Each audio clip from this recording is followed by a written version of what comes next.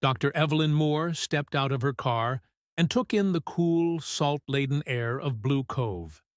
It was a modest town, perched on the edge of the world, surrounded by jagged cliffs and brooding waves that crashed against the shore in an endless, rhythmic cycle.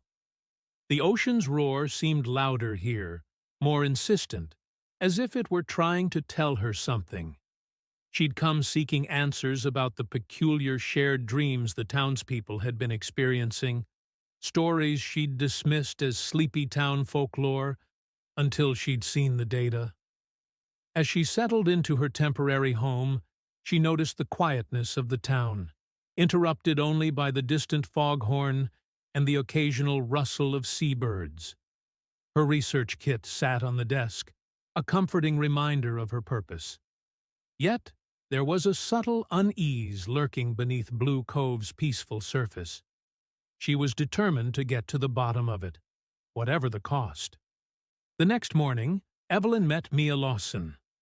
The girl seemed to emerge from the mist, like an apparition, her mismatched clothes vibrant against the grayish backdrop. Mia's dark eyes sparkled with a wisdom beyond her years. "Are you here to find the dream spots?" she asked, with an innocent curiosity that made Evelyn hesitate. "Well, sort of. I'm here to learn about the dreams," Evelyn replied, her professional demeanor softened by Mia's openness. Mia offered to show her the places where the dreams were strongest. The two walked through town, heading to a secluded stretch of forest near the coast. Evelyn felt the atmosphere change as they reached a small clearing surrounded by towering trees and blanketed in soft morning mist.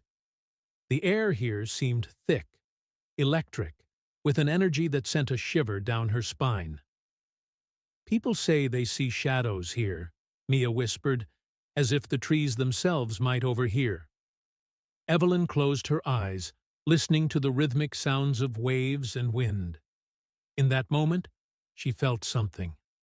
A flicker of movement, a dark shadow at the edge of her vision. She quickly opened her eyes, finding nothing but the fog and Mia's watchful gaze. "Did you see it?" Mia asked. Evelyn wasn't sure how to answer, but her scientific instincts had awakened. Whatever was happening here, it was more than mere superstition. Over the following days, Evelyn interviewed locals and gathered strange accounts. There was talk of an ancient coastal village that had been wiped out over a century ago, buried beneath Blue Cove like a forgotten skeleton. Most townsfolk shrugged off the stories, saying the shadows and whispers were merely echoes of their town's tragic past. But Henry Lawson, Mia's grandfather, was different. "Those dreams, they're not just dreams," he said gruffly. "Blue Cove has its share of secrets, and it's best to leave some things buried." His words held a gravity Evelyn couldn't ignore. Still, she pressed him, sensing he knew more than he was willing to say. But Henry only shook his head, his rugged face unreadable. As she left, she caught a glimpse of Mia watching from the shadows, her young face etched with something akin to sorrow. The town, it seemed, held its history tightly, like an old wound it wasn't ready to reopen. Each night, Evelyn's dreams grew more vivid. She felt herself stepping into lives that weren't hers, seeing visions of townsfolk moving like actors in some ghostly play. There was something unnerving about it, as if an unseen force were pulling her deeper into the dreams. One afternoon, she crossed paths with Mayor Ruth Calloway. The mayor, impeccably dressed as always, wore an expression of quiet control. She greeted Evelyn warmly, but with a formality that felt like a barrier. "Dr. Moore," she said, her tone soft but laced with warning, "we're a close-knit community. I trust you won't stir up trouble with these investigations." Her words confirmed Evelyn's suspicions. There was a lot more at stake here than she'd anticipated. Mayor Calloway's polished exterior only made Evelyn more curious about what lay beneath the surface of Blue Cove. The deeper Evelyn probed, the stronger the town's resistance grew. But she found an unlikely ally in Henry. After much persuasion, he agreed to help her, along with Mia, whose curiosity had become insatiable. Together, they pored over records, searching for anything that might explain the town's strange phenomena.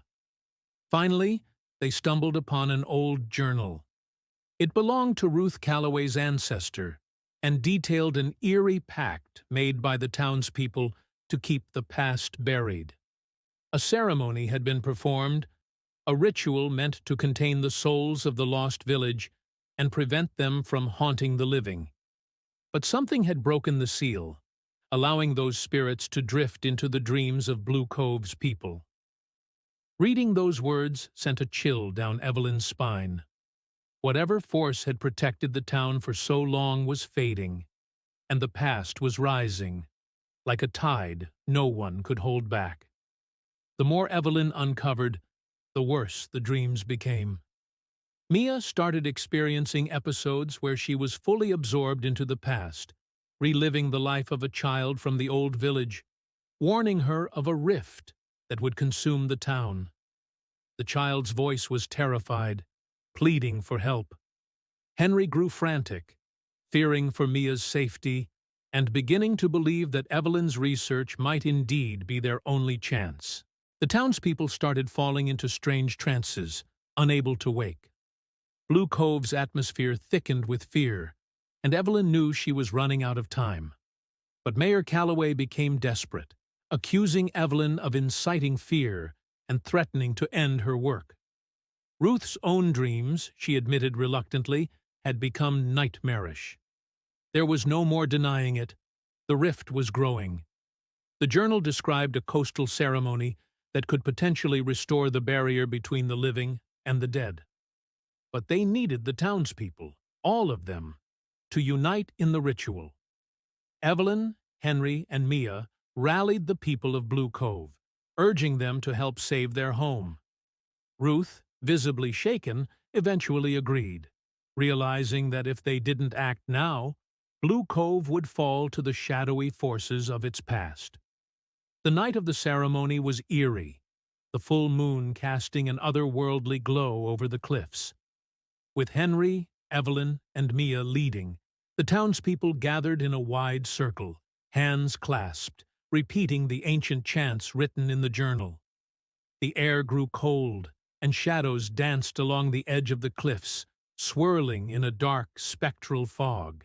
Evelyn could feel the presence of the village spirits, their memories of destruction and loss overwhelming her senses. In a sudden flash, she saw it all. The massive wave that had decimated the old village, taking with it the lives and dreams of its people. Their spirits had been trapped, waiting for this moment of acknowledgement, craving only remembrance, not revenge. As the final words of the chant echoed into the night, a gust of wind swept through the crowd, as if carrying the spirits away. The fog lifted, the shadows receded, and a peaceful stillness settled over Blue Cove. Evelyn felt a weight lift from her chest, as though the town itself had taken a long-awaited breath of relief. The townspeople, still holding hands, shared a collective sigh of relief, their faces showing a mixture of awe and sorrow. Mayor Calloway, though silent, nodded at Evelyn, acknowledging that, at last, peace had been restored. In the days that followed, the dreams ceased, and Blue Cove returned to its quiet rhythm. Evelyn, however, chose to stay, creating a memorial to honor the lost village. She understood now that some secrets, once uncovered, must be kept alive, not buried, but remembered. Once a year, Evelyn, Henry, and Mia led a remembrance ceremony, a tribute to the forgotten souls of the village and a symbol of the tenuous line between the living and the dead. Ruth, too, attended, her face softened, as if the weight she'd carried all her life had finally lessened. Blue Cove, at last, had found its peace. The townspeople no longer feared the shadows, and the cliffs once again became a place of tranquility. Blue Cove's secrets lay open now, not as a burden, but as a reminder of its history, a story etched into the waves that continued their endless dance along the shore.